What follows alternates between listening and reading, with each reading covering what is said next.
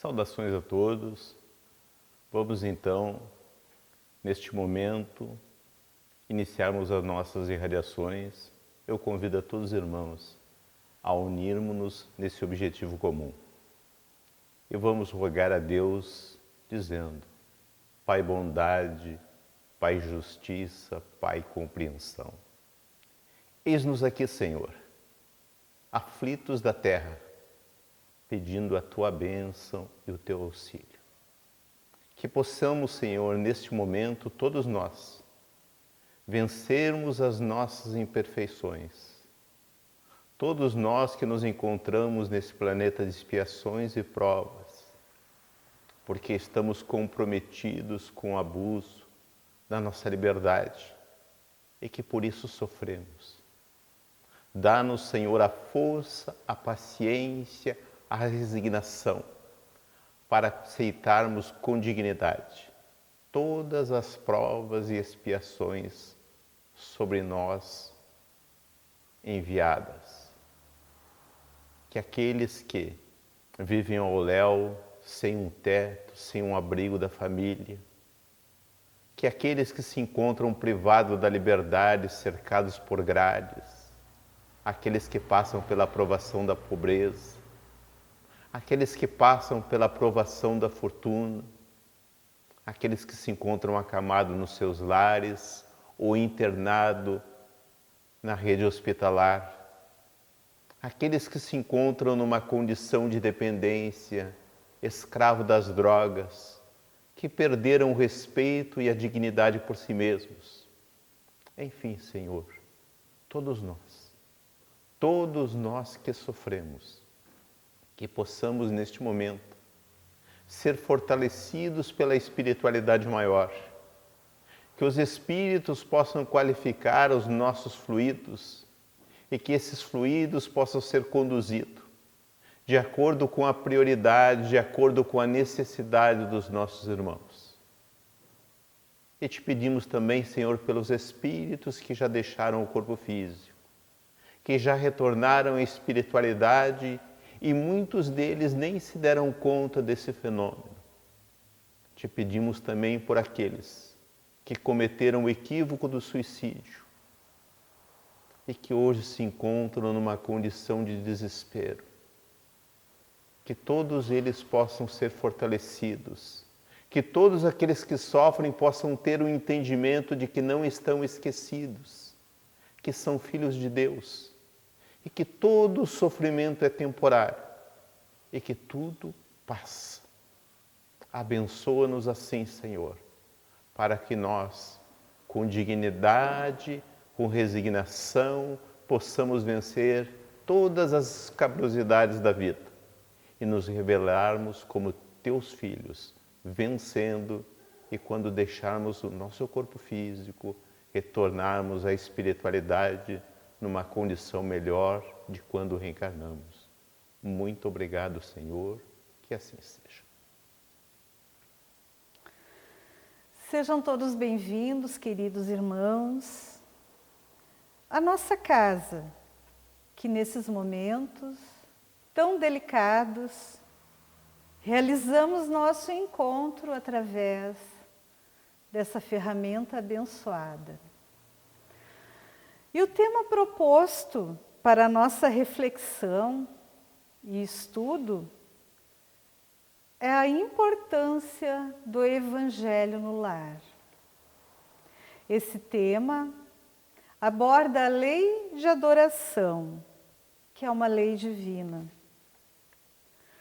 O culto do Evangelho no lar é um encontro semanal, previamente marcado, com o objetivo de reunirmos a família e em torno do estudo e da reflexão do Evangelho de Jesus, à luz do Espiritismo, e sob a assistência da espiritualidade benfeitora. A prática do Evangelho no lar une a família em torno da prece, pois é no lar que os espíritos se reencontram sob o mesmo teto, como pais, filhos, irmãos. É no lar que recebemos a oportunidade de acertar o que em outrora erramos. É no lar que recebemos novas lições, novos ensinamentos, visando o nosso progresso moral. E é no lar que podemos alcançar os corações, outrora afastados pela mágoa, pela raiva, pelo ódio. Buscar a união com Deus através da prece é uma necessidade de todos nós, seres humanos. E partilhar esse momento com a família é demonstrar amor, zelo, cuidado. É cuidarmos da nossa família. Em Mateus, capítulo 12, versículo 20, Jesus nos diz: porque onde estiver reunidos 2 ou 3 em meu nome, aí estou eu no meio deles. Jesus nos prometeu isso e Jesus cumpre a sua promessa. Então, quando nos reunimos, mais 1, mais 2, mais quantos forem possível, em nosso lar, para fazermos a prece, Jesus está presente. E esse estudo, essa evangelização, é renovação íntima para cada um de nós. Pois quando buscamos através da prece essa renovação, esse momento, estamos criando um escudo protetor em nosso lar. Kardec, na questão 659, pergunta: qual o caráter geral da prece? E a espiritualidade benfeitora responde: a prece é um ato de adoração. Orar a Deus é pensar nele, é aproximar-se dele, é pôr-se em comunicação com ele. Pela prece, podemos fazer 3 coisas: louvar, pedir e agradecer. Mas Kardec, ainda querendo falar mais, ele pergunta, na questão 660 do Livro dos Espíritos: a prece torna o homem melhor? E os espíritos benfeitores respondem: sim, pois aquele que ora com fervor e confiança se torna mais forte contra as tentações do mal. E Deus lhe envia espíritos bons para o assistir. É um socorro que jamais lhe é recusado, quando pedido com sinceridade. Então, meus irmãos, a prece nos aproxima de Deus porque nós nos afastamos dele. E ele está sempre pronto a nos socorrer. Ele está sempre junto de nós, mas se nós nos afastamos, não enxergamos. E através da oração, nós elevamos o padrão do nosso ambiente doméstico. Imaginamos assim como nós fizemos a higiene material de nossa casa. Nós varremos, lavamos, tiramos o pó, passamos álcool gel. Então, da mesma forma, devemos efetuar a higiene espiritual do nosso lar. E assim como nós nos auxiliamos, lavando a louça, um lava, o outro seca, um varre a casa, outro tira o lixo, nós devemos nos auxiliar com a prece, nos unindo para louvar, pedir e agradecer. A prece no lar constrói barreiras de proteção que nós nem imaginamos, nem nos damos conta. André Luiz, no livro Missionários da Luz, nos ensina que o lar não é somente moradias de corpos, mas, acima de tudo, a residência das almas. O santuário doméstico, que encontra criaturas amantes da oração e dos sentimentos elevados, converte-se em campo sublime das mais belas florações e colheitas espirituais. Assim, irmãos, quando nós conseguimos estruturar o nosso lar no amor e no respeito de cada um, ocorre o progresso geral e a felicidade de todos. Renovação com Jesus é reconstrução da vida em benefício de todos. E Emmanuel, no livro Fonte e Vida, nos indica: se estás doente, meu amigo, acima de qualquer medicação, aprende a orar e a entender, a auxiliar e preparar o coração para a grande mudança. Parece que Emmanuel está nos falando para nós nesse momento que estamos passando agora, pois é tão atual essa fala dele. É tão atual nesse momento que estamos vivendo. E todos nós precisamos aprender a orar, a estudar o Evangelho de Jesus em família.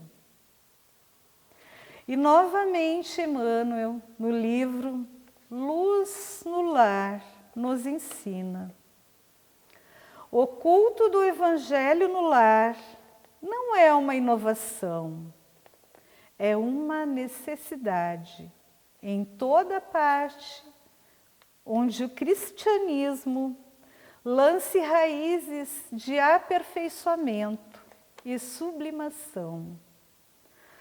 A Boa Nova segue da manjedoura para as praças públicas e avançou da casa humilde de Simão Pedro para a glorificação no Pentecostes.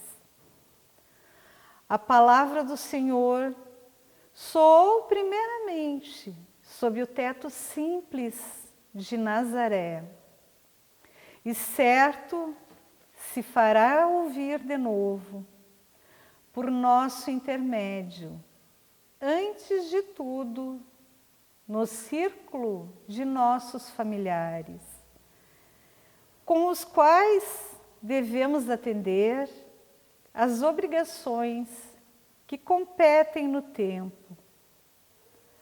Quando o ensinamento do Mestre vibre entre as quatro paredes de um templo doméstico, os pequeninos sacrifícios tecem a felicidade comum.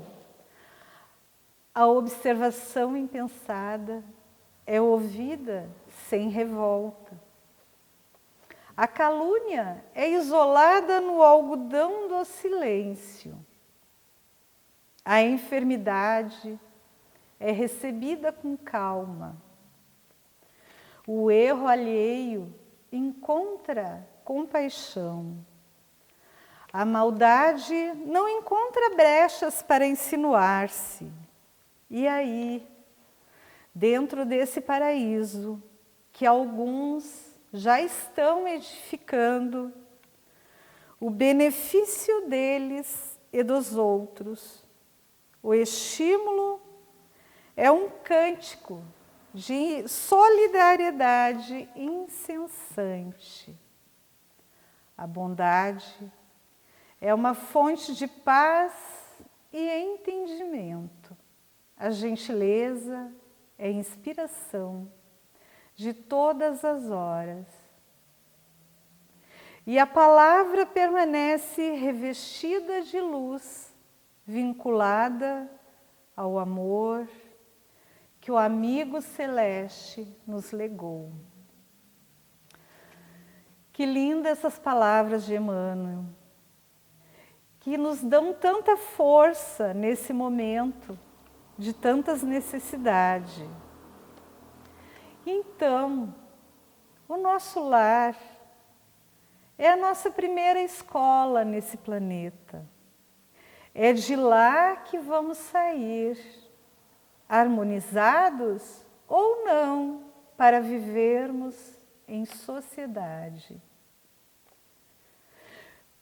A sociedade reflete num todo o que acontece nos lares. Por isso, precisamos cuidar de nosso lar.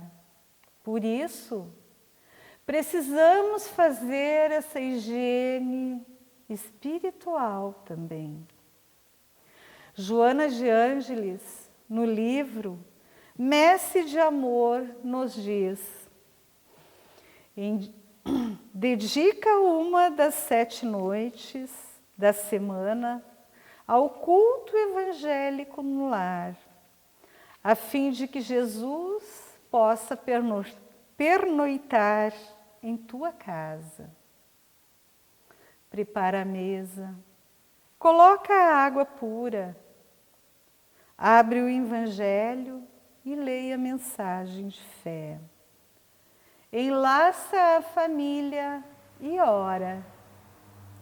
Jesus virá em visita. Quando o lar se converte em santuário, o crime se recolhe ao museu.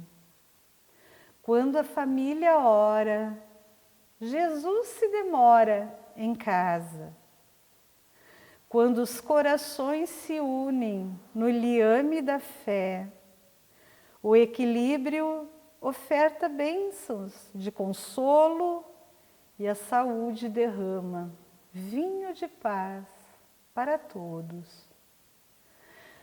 Jesus no lar é vida para o lar. Não aguardes que o mundo te leve à certeza do bem invariável.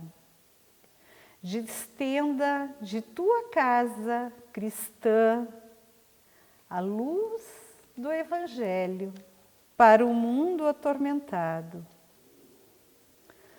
Quando uma família ora em casa, reunida nas carícias do Evangelho, toda a rua recebe o benefício. Se alguém num edifício de apartamento alça aos céus a prece da comunhão em família, todo o edifício se beneficia. qual lâmpada ignorada, acesa na ventania. Não te afastes da linha direcional do Evangelho entre teus familiares. Continua orando fiel, estudando com teus filhos e com aqueles que amas as diretrizes do Mestre. E quando possível, debate os problemas que te aflige à luz clara da mensagem da Boa Nova. E examina as dificuldades que te perturbam sob a inspiração consoladora do Cristo. Não demandes a rua nessa noite, senão para inevitáveis deveres que não possas adiar. Demora-te no lar, que o Divino Mestre aí também possa se demorar.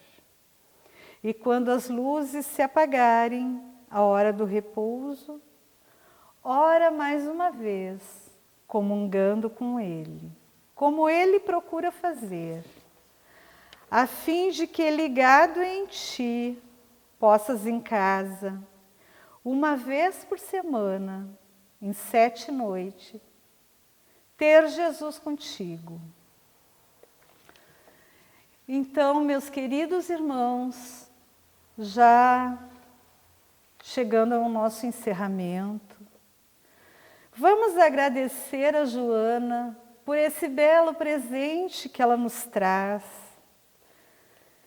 por esse belo presente que ela nos dá nesse momento que precisamos, todos nós, de muita energia, muita perseverança para nos mantermos lúcidos e confiantes em Deus, para nos mantermos saudáveis, para levarmos ânimo em todos os ambientes que frequentarmos, lembrando sempre que Jesus está no comando desse barco chamado Terra e Ele está nos guiando a um porto seguro. E para concluir, gostaria de lembrar aos irmãos que se ficou alguma dúvida em relação ao implantamento do Evangelho no lar, pode entrar em contato com algum irmão aqui da casa para auxílio. Pode ser pelo Facebook, em nossa página. Sempre temos irmãos prontos a atender. Muita luz, muita paz, que fiquem todos na luz de Jesus. Que assim seja. Chegamos ao final de mais essa atividade. Vamos mais uma vez elevar o nosso pensamento a Deus em alegria, em contentamento, pela oportunidade de termos participado desse convívio fraterno, ter escutado a palavra consoladora e esclarecedora, que todos nós possamos estar com o nosso coração em festa e vamos dizer obrigado, Jesus. Que possamos todos nós colocarmos em prática no nosso cotidiano, na nossa vida diária, esses conhecimentos aqui adquiridos. Muito obrigado ao nosso irmão que trouxe a palavra, que Jesus o ampare e o ilumine também. Obrigado, Senhor, que assim seja.